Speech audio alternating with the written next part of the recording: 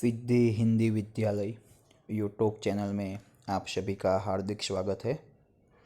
विद्यार्थी मित्रों, आज हम कक्षा 9 विज्ञान और टेक्नोलॉजी विषय में चैप्टर 5 सजीव का आधारभूत मात्रक कोशिका के बारे में आगे अभ्यास करेंगे।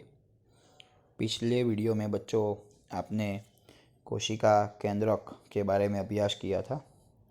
आज हम कोशिका केंद्रक के आधार पर सजीव कोशिका के प्रकार देखेंगे कि कोशिका केंद्रक के आधार पर सजीव कोशिका के दो प्रकार है। एक आदिकोष केंद्रीय कोशिका और दूसरा है सुकोष केंद्रीय कोशिका। एक है आदि कोष केंद्रीय कोशिका, आदि कोष केंद्रीय कोशिका, और दूसरा है सुकोष केंद्रीय कोशिका। आदि कोष केंद्रीय कोशिका और दूसरा है जो सुकोष केंद्रीय कोशिका, सुकोष केंद्रीय कोशिका। आदि कोष केंद्रीय कोशिका और दूसरा है सुकोष केंद्रीय कोशिका। कोशिका केंद्रक के आधार पर सजीव कोशिका के प्रकार है आदि कोष केंद्रीय कोशिका और सुकोष केंद्रीय कोशिका। अभी सर्वप्रथम आदि कोष केंद्रीय कोशिका के बारे में देखेंगे कि जो बच्चों ये कोशिका है, मान लीजिए ये केंद्रक है, तो केंद्रक के आजू बाजू दोहरा आवरण होता है जिसे हम कहते हैं केंद्रक पटल, जिसे हम क्या कहते हैं, केंद्रक पटल। तो बच्चों कोशिका केंद्रक के आसपास केंद्रक पटल की अनुपस्थिति होती है, केंद्रक पटल की अनुपस्थिति होती है, जिसके कारण कोश केंद्रीय प्रदेश कम विकसित होता है, जिसके कारण कोश केंद्रीय जो प्रदेश है वो कम विकसित होता है, क्योंकि आदि कोश केंद्रीय कोशिका के अंतर्गत जो केंद्रक पटल का जो विकास होता है, ठीक है, वो बहुत कम होता है। केंद्रक पटल की उपस्थिति होती ही नहीं है, इसीलिए केंद्रीय प्रदेश, कोशिका केंद्रीय प्रदेश का विकास कम होता है और उसमें प्राथमिक कोशिका केंद्रक होता है। प्राथमिक कोशिका केंद्रक होता है मतलब आजू बाजू कोश केंद्र पटल होता नहीं है। उसमें जो ये कोश केंद्रीय प्रदेश में क्या होता है, तो केवल न्यूक्लिक एसिड होता है, केवल न्यूक्लिक एसिड। कोश केंद्रीय प्रदेश में क्या होता है, केवल न्यूक्लिक एसिड ही होता है, उसके अलावा कुछ नहीं होता है। और ऐसे कोश केंद्र को हम कहते हैं न्यूक्लियोइड। क्या कहते हैं, न्यूक्लियोइड। ऐसे कोशिका केंद्र को हम क्या कहते हैं बच्चों, न्यूक्लियोइड। और उसमें आदि कोश केंद्रीय कोशिका में कोई केंद्रक पटल होता नहीं है, वो तो हमने बता दिया, और कोई भी कोशिकीय कोशिकांग होते नहीं है, कोई भी कोशिकीय कोशिकांग होते नहीं है बच्चों। इससे आप विपरीत जाओगे ना तो आपको सुकोष केंद्रीय कोशिका के बारे में अभ्यास मिलेगा, परंतु पहले हम आदि कोश केंद्रीय को दोबारा पढ़ ले। नंबर 1 कि आदि कोश केंद्रीय कोशिका में कोशिका केंद्रक के आजू बाजू जो केंद्रक पटल होना चाहिए वो होता नहीं है, इसीलिए कोशिका केंद्रीय प्रदेश कम विकसित होता है। उसमें प्राथमिक कोशिका केंद्रक होता है जिसमें केवल और केवल न्यूक्लिक एसिड होता है, और ऐसे कोश केंद्र को हम न्यूक्लियोइड कहते हैं। उसमें इस प्रकार की कोशिका में कोई केंद्रक पटल नहीं होता है, कोई कोशिकांग होती नहीं है। सुकोष केंद्रीय में उल्टा है कि केंद्रक पटल की उपस्थिति होती है, इसीलिए कोश केंद्रीय प्रदेश विकसित होता है। इसमें सुविकसित कोश केंद्र होता है। इसमें जो कोशिका केंद्रक है सुकोष केंद्रीय में, वो न्यूक्लिक एसिड और प्रोटीन के बने हुए गुणसूत्रों का होता है। किसका होता है, न्यूक्लिक एसिड प्लस प्रोटीन के बने हुए गुणसूत्र। आदि कोश केंद्रीय में किसका था, केवल न्यूक्लिक एसिड का था। इसमें न्यूक्लिक एसिड प्लस प्रोटीन के बने हुए गुणसूत्र का। इसमें कोश केंद्र पटल भी होता है और कोशिकीय कोशिकांग भी अंदर अवेलेबल होते हैं। टोटल आदि कोश केंद्रीय और सुकोष केंद्रीय रिवर्स है।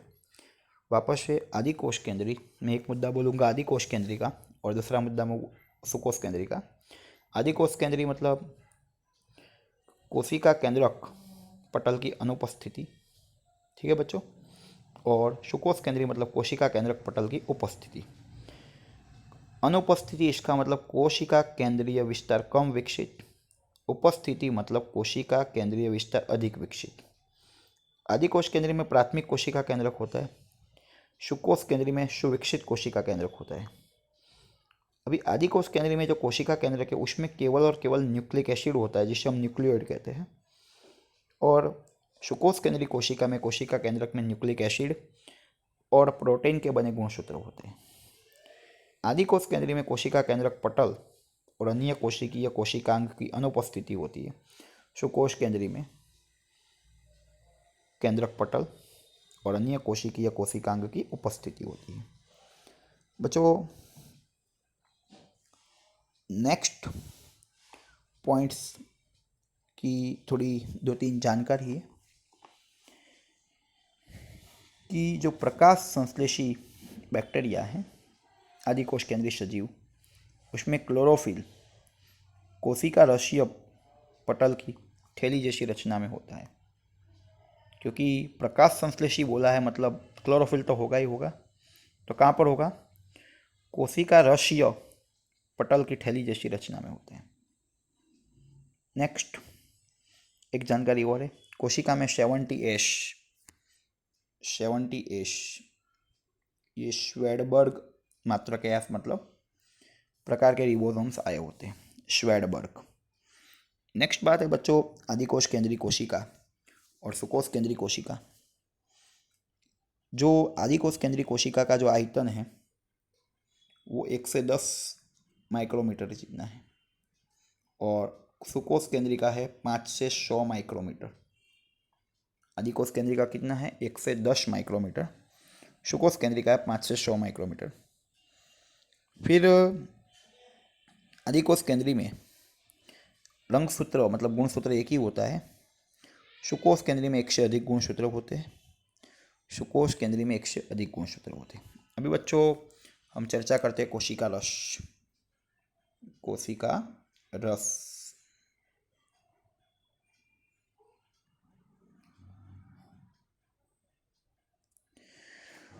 तो ये हमने कोशिका देखी थी, ये केंद्रक है, ये कोषरस पटल है या तो कोषरस स्तर है। केंद्रक और कोषरस स्तर, केंद्रक और कोषरस स्तर के बीच में जो भी द्रव आया होगा उसको हम कहते हैं कोशिका रस।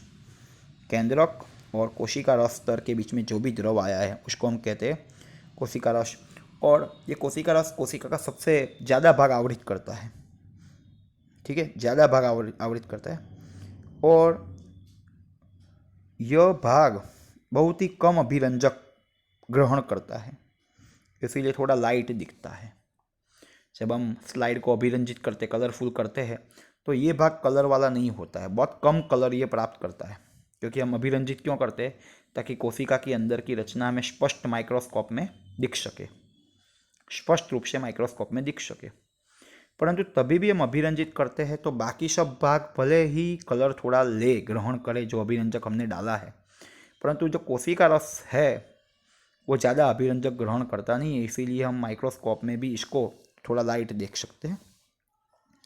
सुकोश केंद्रीय कोशिका में जो भी हमने बोला कि विशिष्ट प्रकार की कोशिकांग होती है, वो सारी कोशिकांग का जो स्थान है वो कहाँ पर होता है? कोशिका रस में। जो भी कोशिकांग हमने बताई या तो जो भी हम पढ़ने वाले हैं वो सभी कोशिकांग कहाँ पर होती है बच्चों? कोशिका रस में। सभी कोशिकांग कहाँ पर होगी? कोशिका रस में। ओके, मतलब ये एक समझने सी बात है कि कोशिका रस स्तर और केंद्रक के बीच में जो भी द्रव आया है उसको हम कोशिका रस कहते हैं, और कोशिका रस कोशिका का ज़्यादा भाग आवृत करता है। फिर वायरस के उदाहरण द्वारा हमें पटल का महत्व समझाना है। वायरस कोई भी प्रकार के पटल प्राप्त नहीं करते, इसलिए वो जीवंत लाक्षणिकता नहीं रखते। परंतु यदि वायरस कोई यजमान शरीर में पहुंच जाए, ठीक है, वायरस जब तक जीवन शरीर में जब तक दाखिल हो जाए और कोशिकीय यांत्रिक गुणन द्वारा वो जीवितता न दर्शाए, ठीक है, वायरस के अंतर्गत कोई भी पटल होता नहीं है, इसीलिए वो जीवंत लाक्षणिकता रखते नहीं है। दूसरी बात है, वायरस कोई भी जीवंत शरीर में दाखिल होकर गुणन न दर्शाए, मतलब कोशिकीय यांत्रिकी गुणन न दर्शाए, तब तक वो जीवंत नहीं रहता है। मतलब ऐसे तो वायरस निर्जीवी दिखता है, पर जब कोई शरीर में जाएगा, यजमान शरीर में जाएगा और कोशीय गुणन मतलब 1 में से 2, 2 में से 4 बनेंगे, तभी वो जीवंत दर्शाएगा। बाकी तब तक वो जीवंत नहीं है। सामान्य रूप से वायरस निर्जीवी है, पर जब वो कोई शरीर में पहुंच जाता है, तब कोशिकीय गुणन द्वारा उसकी संख्या में बढ़ोतरी करता है, तब वो सजीव की तरह व्यवहार करता है। इसीलिए जीवितता के लिए भी पटल बहुत महत्वपूर्ण है, क्योंकि जब तक वो पटल नहीं होगा तब तक वो निर्जीवी कहलाएगा।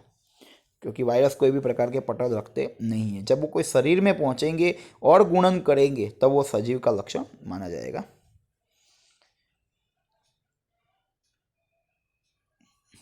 धन्यवाद। यदि यह वीडियो आपको पसंद आया हो तो इस वीडियो को लाइक कीजिएगा, अपने मित्रों को शेयर कीजिएगा और इस सिद्धि हिंदी विद्यालय यूट्यूब चैनल को सब्सक्राइब करना ना भूलें, ताकि आने वाले वीडियो का नोटिफिकेशन आपको जल्द से जल्द मिल सके। धन्यवाद।